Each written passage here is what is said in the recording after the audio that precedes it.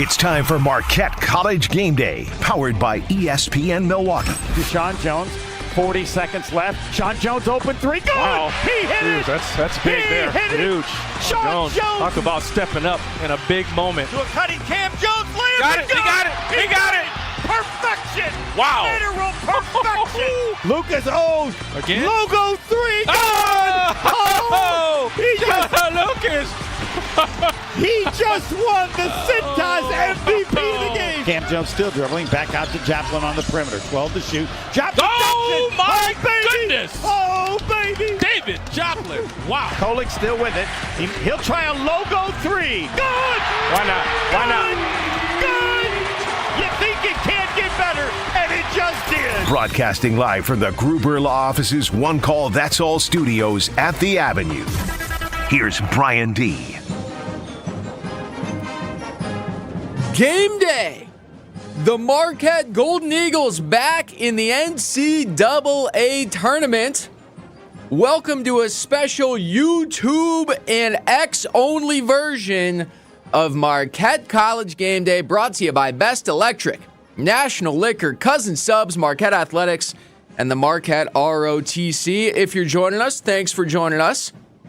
Stick around. We're commercial free for the next half hour, taking you into our network pregame coverage of Marquette and Western Kentucky, a 2 versus 15 matchup in the South region of the NCAA tournament. Let's start with today's game between Marquette and Western Kentucky. That's what we're here to talk about, but we'll get to why this is a little more high leverage now than maybe it was even 12 hours ago or 15 hours ago.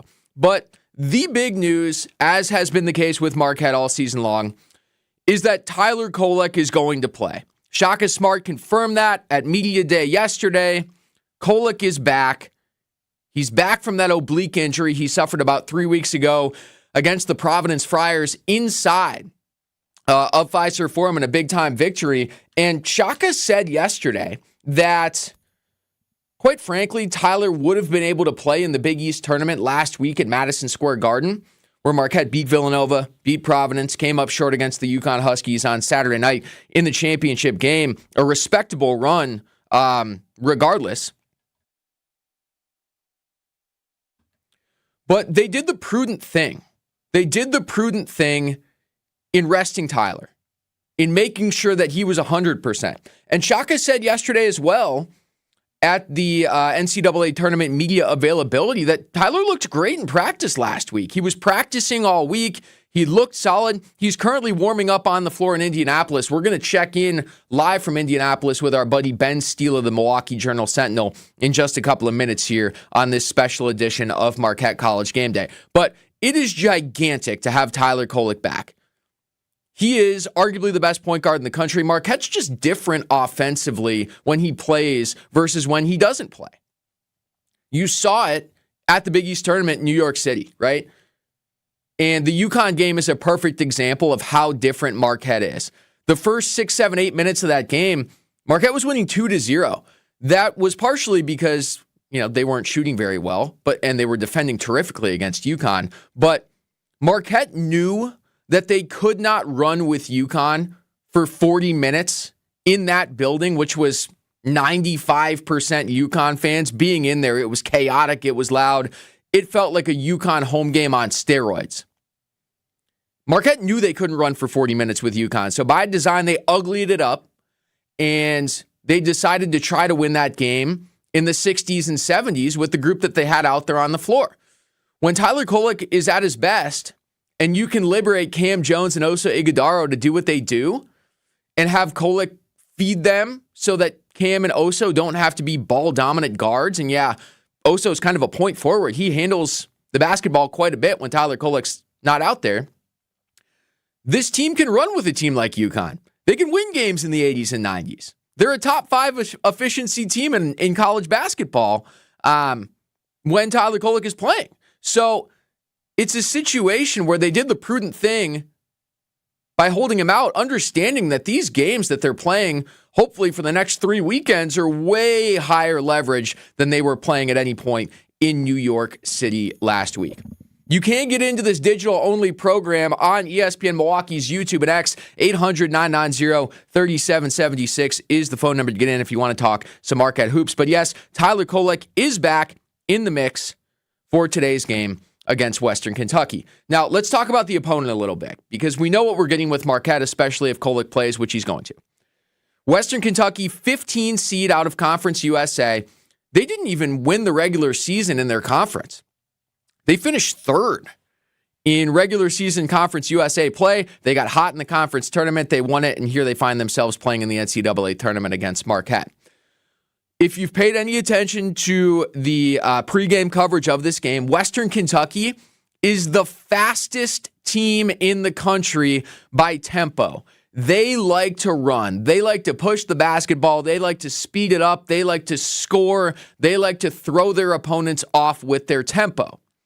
Now, where that can be dangerous for a team like Western Kentucky is when you play super fast, you have a tendency to turn the basketball over. So that, in my opinion, is the key to the game for Marquette to get out of the first round today, is to, you hear the word all season long, you see the whiteboard behind every team huddle, deflections. Marquette needs to get their deflections today and force a really fast Western Kentucky team into a lot of turnovers. Western Kentucky is top 30 in the country in turning over the basketball. That's the key to the game. Marquette's going to score. As long as Tyler Kolek is healthy, which it sounds like he is, Marquette's going to be able to get theirs. And they can run with a team like Western Kentucky, even though they're the fastest by-tempo team in the United States of America. This game is going to be won for Marquette by getting those deflections, getting in passing lanes, and turning over the basketball. If that happens, Marquette wins this game and covers the spread, I believe. And I believe the last I saw, the spread was 14.5 points. So Marquette very easily could win this game if they're simply themselves. And by themselves, I mean super efficient on offense and getting deflections on defense. It's a 2-15 game in the first round of the NCAA tournament. You're fully healthy, or as healthy as you can be at this point in the season. This is a game Marquette should expect to win and should expect to win handily. Now, the reason that this game is a little more high leverage now than it was even 15 hours ago is because crazy things happen in the NCAA tournament, and we saw two of the craziest results happen in Marquette's pod and in Marquette's region. So if Marquette wins today, they'll get the winner of Florida and Colorado. That game's set to tip off at 3:30 Central Time, probably a little later, maybe like 3:33. But above that, Oakland pulls off the upset of the tournament so far, knocking out the 3-seed Kentucky. And a local kid, Jack Gelke, who grew up in Pewaukee, hits 10 threes, 10 of 20 from three in the NCAA tournament. So Oakland moves on as a 14 seed. And then late last night, if you didn't stay up, NC State continues their Cinderella run. They won 5 games in a row in the ACC tournament to clinch their berth to March Madness here. And then they won again last night, beating Texas Tech, the 6th seed, 80-67.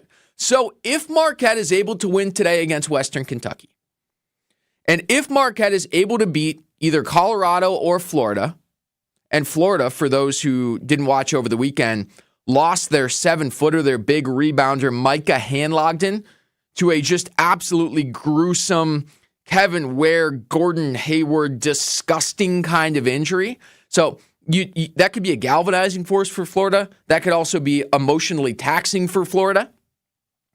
But if Marquette wins these 2 games and gets to the Sweet 16 for the first time since 2013, in the Sweet 16, they are going to play either NC State, an 11 seed that was not a tournament team until they got on a tear and won their conference tournament, or Oakland, a 14 seed who's obviously super dangerous if the local kid can hit 10 threes in a game. But how else would you want to draw it up? You want to draw it up just like that. The results could not have gone any better for Marquette last night than NC State and Oakland facing off for a berth in the Sweet 16. One of those two teams would be Marquette's opponent if they are able to get there. And you don't want to say this out loud, but it needs to be explicitly stated. Marquette needs to get to the Elite Eight. the quality of program they are, the level of success they've had, not just this season, but last season. Winning the Big East regular season last year, winning the Big East tournament, getting all the way back to the Big East championship game and falling to UConn, who is the best team in the country, but winning 14 games in the Big East this year. Doing a lot of that without their best player in Tyler Kolek. The expectation, if you're a Marquette fan, should be and is getting to the Elite Eight. You're better than Western Kentucky, you're better than Florida or Colorado, and you're better than NC State and Oakland. It's fair to say that. It's okay to say that after what these Shaka Smart teams have shown us over the last couple of seasons.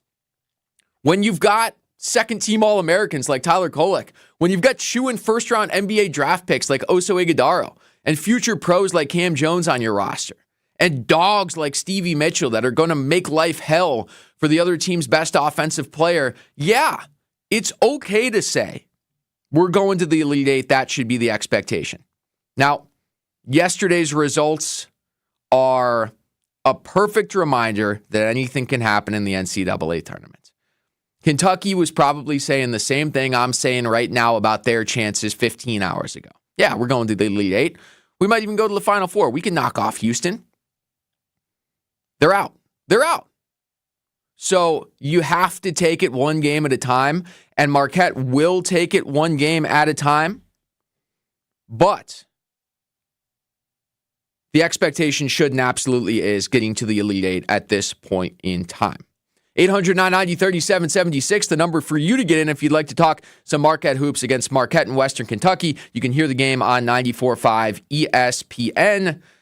Gabe Neitzel has your network pregame coverage coming up in about 15 minutes. We're going to check in with Ben Steele in just a couple of minutes here. He is live in Indianapolis. While we wait on Ben, do want to remind you, if you're in the Milwaukee area and looking for something to do this evening after a big-time Marquette victory, go to Thanalysis, an unbelievable event happening at Potawatomi Casino Hotel this evening. Thanasis Antetokounmpo, Giannis Antetokounmpo on stage, live podcast. Tickets are still available at taliveshow.com. That's taliveshow.com. Tickets are just $43. How often do you get an opportunity to see the best basketball player on the planet up close and personal with his brother? Going to be an unbelievable event tonight at Potawatomi Casino Hotel. Uh-oh. Trouble walking in to the Gruber Law Office's One Call That's All studios in our digital-only edition of Marquette College Game Day. It's an anniversary for you, though, so I'm going to be nice. He joins us now. It's the 10-year anniversary of the loudest game in the history of the BMO Harris Bradley Center. You can listen to him on KBN every afternoon across ESPN Wisconsin. He's former Badger Ben Brust. Hi, Benny. Believe it or not, that wasn't a slight to Marquette, Brian. That was just celebrating a moment that was near and dear to me. That's fair. And I have been on Marquette College Game Day before, believe it or not. It was actually your first ever show as a GKB Maybe teammate. as a full-time teammate. As a Milwaukee teammate for sure. Wow. Throwback. So, Benny, let's talk a little Marquette hoops as we wait for Ben Steele to join us live from Indianapolis, and we can pepper him with some questions. Tyler Kolek's going to play. Going into games like this, and you've played in NCAA tournament games, you've played in Final Fours, what level are you at health-wise at this point in the season? Because Kolek said it in his pregame presser or his pre-conference presser, tournament presser yesterday. Nobody's at 100%. He's obviously less than that coming off an oblique injury, but what status are you at as a player coming into this time of the year? Yeah, I think he put it perfectly. Like, nobody's at 100%. Everyone has the ankle roll or the bruise on the thigh from practice even. Like, I was so mad at the scout team. I loved all of them, but like, they were playing hard to prepare us. But when you catch a screen and a knee to the thigh, you're like, come on, like don't do this right now. Now, like, really? Like don't score on us. We don't want to run right now because we're playing such bad defense because we're tired. It could be in practice, it could be in a game, and it could be the wear and tear of the overall season. But I like the way that Tyler said that. And it's interesting because I think this is a perfect opportunity. If they had fallen to a 3 seed, Like, there's some good 14, 13 seeds out there for the 3-4s. But the fact that Marquette's a 2, and I'm not overlooking Western Kentucky, it is an opportunity for them to, even if they are trying to figure out how to play with Tyler again, like, it's okay. I remember when we were a 2 seed at the Bradley Center before we played Oregon, we were down to American in the Patriot League. Like, we were down, 14-5, and then I think they scored 38 points total in the game. So my point there is the first 4 to 8 minutes, no matter what it feels like, don't panic, because the Marquette is light years better than Western Kentucky. You're bringing back an All-American. That's never going to be a net negative. It's going to be a net positive over a 40-minute ball game. So I would say his approach is right in talking about it as everyone's beat up. We just got to do what we're supposed to do. And even if he's not a star today, I think sometimes the opportunity when a Kolek goes out for a little bit, Cam Jones, Joplin, Igudaro, like everyone stepped up. And so if they don't need to rely on him as much early on as he gets a feel for the game again, that's a good thing. How much as a player do you allow yourself to look ahead at the rest of the bracket? Because you and I were texting last night in the first half of the Oakland-Kentucky game, and I was starting to get excited going, whoa, this would really open things up for Marquette. And it proved to be the case with the local kid hitting 10 out of 23s, the Pewaukee kid. Oakland moves on, and then NC State knocks off the 6 seed, Texas Tech as well. As a player, how much can you allow yourself to look ahead and go, oh my God, we should get through? Yeah, I don't remember looking ahead. I just remember being told when you go into the press conferences, because it's such a long week, they'll be like, yeah, it sounds like Creighton or Baylor, those two, they were the hottest teams in the tournament right now, and you're playing one of them. And it's like, I didn't know that. And quite honestly, I don't care. You focus on yourselves, and I'm like, we're a 2 seed. And I think that's what you got to carry if you're Marquette, is the body of work that you did to get to this point. And like I mentioned, the chips fell in a great way for them. And obviously, the second round game, it's going to be tough. But the first round game is a perfect opportunity for Kolek to get back into it. You don't look ahead. You only look ahead when people tell you to, or unless you have a coach that allows you as a team to look outwardly, which is never probably a good coach. As a fan of the program, hard not to get a little bit excited about the prospects of this Marquette tournament run, but it starts today at 1 o'clock against Western Kentucky. You should, but to be honest, as a fan, you should look ahead, and you should be excited about the opportunity. You can't control what the players do out there, but as a fan, you can't ask for a better scenario. It's unbelievable, right? You have to allow yourself to get excited and go, the expectation, as good as this team has been, should be getting to the Elite Eight and seeing what happens, which is crazy to say before you've played an NCAA tournament game, but that's it. Absolutely. That's exactly it. And if it doesn't happen, you're going to see me at the bar, chicken wings in front of me, just looking really sad tonight in the 3rd Street Market. Oh, maybe a little more than that. Let's go live to Indianapolis. Joining us now from the site of Marquette's game against Western Kentucky today. He covers the Golden Eagles closer than anybody. It is esteemed Journal Sentinel beat writer Ben Steele. Ben. We get a lot of Bens going on here. Ben, you were at the press conference yesterday. You were at Shoot Around. The big question that all Marquette fans are wondering, how did Tyler Kolek look in his first public appearance in 3 weeks holding a basketball?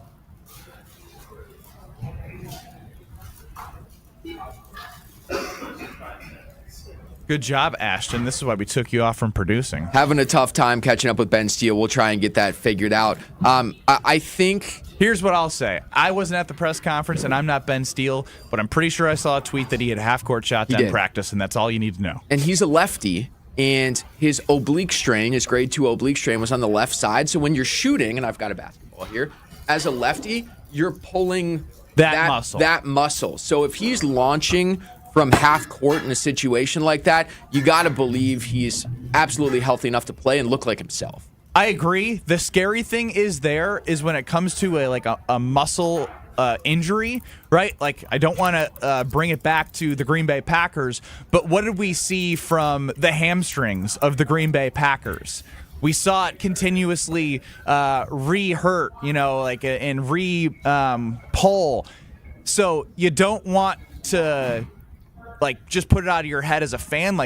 There is part of me is scared for him because he's so good and dominant the way he throws passes with his he throws one-hand cross-court lefty passes. All it takes is one, and then you re-injure it. I'm not wishing that upon him. I'm just saying it's like the injury on the left side, the left oblique, it's less than ideal because if it was like his hamstring, right, or like I would feel a little bit more comfortable. You can play through You can kind of tightness. just manage it, yeah. Yeah, but like when it comes to what you have to literally use to shoot, pass, like he's not just going to become a righty all of a sudden. Yeah.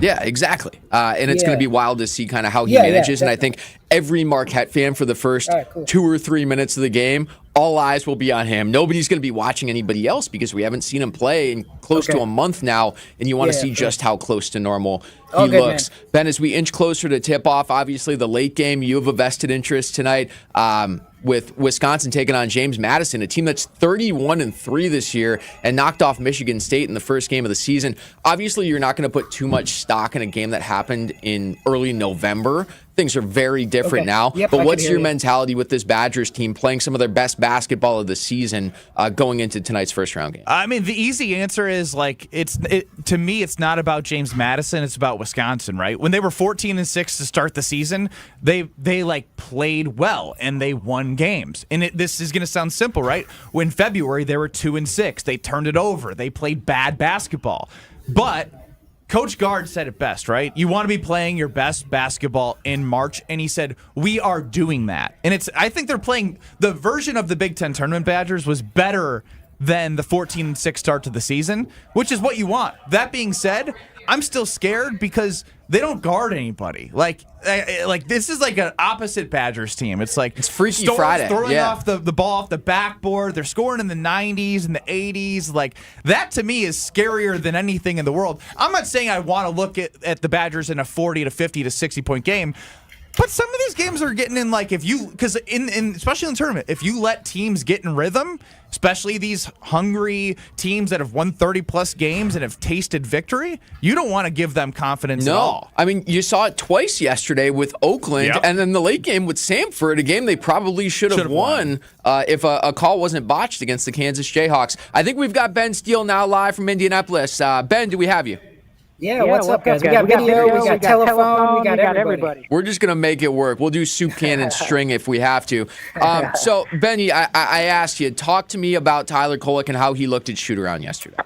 Man, he looked good yesterday. Like, he was throwing one-handed passes, like cross-court, full strength, zipping the ball around. He was knocking down threes. He knocked down a half-court shot to end Marquette's open practice yesterday. So, he's been practicing 5-on-5, full contact all week, and everyone has said that he looks like himself. So we'll see. The biggest question is obviously once you get to those live reps in front of the crowd, the adrenaline's going at a different speed. You can't simulate that at all. So we'll just have to see how he looks in these first couple minutes. Ben, I'm curious to what you think from a mentality standpoint, right? I think Shaka does a really good job of, like, even when you don't want him to answer, like, we do we got to be present. We got to be one day at a time. Yeah. Do you think that message will resonate in the locker room, knowing, like, that it's in this world, social media, TikTok, Instagram, I'm sure in all of the players' feeds, they see NC State, they see Kentucky go down. Right. Do you think Shaka has a good grip on the locker room to help them stay focused just on the moment? I think the players are good at that too. I mean, most of this team was on the team that lost last year in the second round to Michigan State. I mean, that was a team that everyone expected to roll to the Final Four last year. They ran into some adversity against Michigan State. They didn't know how to handle it. So they learned from that experience. And also, I know, like, a couple of team members yesterday were watching that Kentucky game last night in the lobby of the conference room that they're staying at. And so they know what can happen if you don't show up. And you go against a team like Oakland that has nothing to lose. Like, Kentucky's going to come out, they're going to play free, they're going to jack up a lot of threes, they're going to play fast. So I think this Marquette team knows what's at stake for them. Ben, you wrote a great piece in the Journal Sentinel about Cam Jones leaning into griminess heading into this NCAA tournament. Can you elaborate? No, I noticed it. Like, when I talked to him on Selection Sunday, Cam, you talked to Cam before. He's a goofy dude, man. He's super funny. Not serious all the time, but he had like a different edge on his voice when he talked to him on Selection Sunday. He said, it's because the last couple years we haven't gone near as far as we want to. So then I asked him just to keep elaborating on that when I talked to him yesterday. And he's like, yeah, I'm not getting my hair cut anymore. I'm not shaving anymore. I don't look very good, but I'm just locked in. I'm focusing on I'm doing everything I can. So I'm not leaving anything out during this whole NCAA tournament run. Which Ben, if you know anything about Cam Jones, he is like the cleanest cut, fashion forward, like loves looking clean. So the fact that he's leaning into griminess is a big deal. Like a hockey playoff beard. Exactly, right that's what he's rocking with. I don't think he's got the full beard. It's kind of patchy on Cam, but we'll you get got to there. work with what you can get. Yeah. And Ben, I really like just looking at Marquette's draw, right? Like I've been thinking to myself all season watching them, where if they got into a matchup, like where would their weakness be, right? And I've always thought whether it be Kalkbrenner or the big at UConn or facing bigs, right? Because Iguodala is not like a 7-foot big guy, but he's a matchup problem offensively, but they can maybe take advantage on offensive rebounding. When I look at the draw, right? Does anybody scare you? Because Florida just lost their big guy. From a big guy standpoint, from a matchup standpoint, do you see anything that stands out? I mean, Florida, they've got a couple other big guys, so they're going to pound the offensive glass. Like you said, that's the big weakness on Marquette is defensive rebounding. Really, you got to go further down the draw. I mean, Houston, in their own region, the number one seed in the region, that's a team that relentlessly pounds the glass. That guards the mess out of you. Those are the teams that can disrupt Marquette. They've been banged up too. Houston's been banged up too. So we'll see what they look like if that theoretical matchup ever comes to it. But yeah, those are the teams like Michigan State last year. The toughness, they don't let you get in the paint, rebound the ball. Those are the teams that can disrupt Marquette. Florida's got a little of that. Houston's probably the biggest example of that in the region, but that's going to be way down in the Elite Eight. Got a long way to go before we get there. That's my point, though. That's to me, that's a great opportunity for this team to take advantage of the draw that's in front of them. Right. Yeah. I mean, if Kentucky lost, that would have been a theoretical Sweet 16 matchup. That would have been a free-flowing. Kentucky would have had to score out, 100 points to beat Marquette, and they could have done that, but I don't think they could have guarded Marquette either. I was going to say Marquette would have scored 110, and Kentucky would have scored 100. Ben, at yesterday's press conference with Shaka Smart, you asked a fabulous question about what Marquette and what Shaka in particular learned from last year's shortcoming against Michigan State. What did he have to say? Yeah, he said, he kept the binder. That was interesting. I had heard this before, that he asked everyone on the team, and that's players, coaches, support staff, he asked them all what they learned from the NCAA tournament that they could have done better last year. And he kept the binder, and he's got the binder in his hotel room. He said what he personally learned was he talked to Izzo about this, learning from Tom Izzo, that he needed to spend more time individually with his players just to kind of check in with them, see how they're doing mentally. When you guys talked about asking about the pressure of the players, how they feel, how this whole NCAA tournament experience is affecting them. I think he's very focused on those interpersonal things, which I thought was really interesting.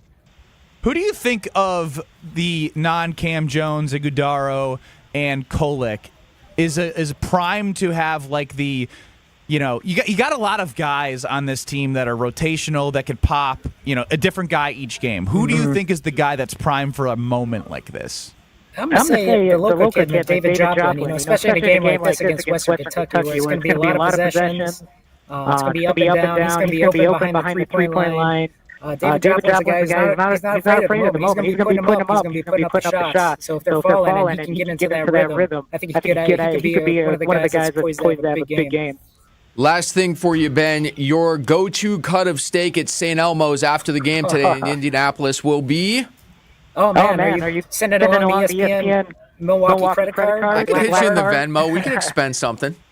I'll get a nice filet, a nice little 8-ounce filet, just a little snack just to keep me going. $56. We can make it happen. Ben, enjoy the game. We will read your stuff at jsonline.com afterwards. Thanks as always. We hope to be talking to you for the next couple of weeks here. All right, fellas, take care. That is Ben Steele. You can follow him on Twitter at BenSteeleMJS. He covers the Golden Eagles as close as anybody. Ben Brust, you have the last word. Give me a prediction for Marquette and Wisconsin or a tease of what's happening with KBN tonight. I think I think Marquette should be just fine. They should win this comfortably. They should 14 and a half. 14 and a half. And like Western Kentucky wasn't the best team in the conference. I think they're the 5 seed. Marquette gets it done. I'm scared for the Badgers. I'm not going to lie. Network pregame with Gabe Neitzel starts now.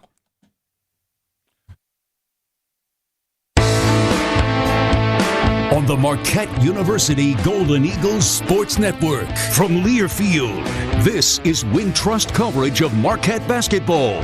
Wintrust, Wisconsin's bank, the official bank of Marquette. Calling no look to Iguodala. He'll stuff it. Also brought to you by these Marquette Athletics champion partners. Aurora Healthcare, helping you to live fully. Pepsi and Wintrust. This is Golden Eagles pregame. Here's your host, Gabe Neitzel.